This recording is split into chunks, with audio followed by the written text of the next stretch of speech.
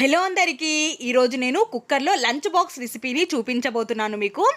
Cooker గిన్నెని తీసుకొని అందులోకి సరిపడా ఆయిల్, జీలకర్ర, బిర్యానీ ఆకులు, ఒక పెద్ద సైజ్ ఆనియన్, కరివేపాకు, అల్లం వెల్లుల్లి పేస్ట్ని వేసుకొని కాస్తంత పచ్చివాసన పోయేంత వరకు వేయించుకోవాలి.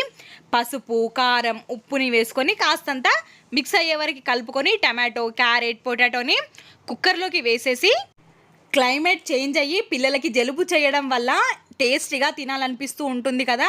మనం నార్మల్గా వండి పెడితే తినరు కాబట్టి ఇలా చేసి పెట్టండి. 1 గ్లాస్ బియ్యానికి 2 గ్లాసుల వాటర్ని వేసుకోవాలి. నేను ఇక్కడ సన్న బియ్యం నూకలతో ఈ రైస్ని ప్రిపేర్ చేస్తున్నాను. మీరు నార్మల్ రైస్తో కూడా చేసుకోవచ్చు.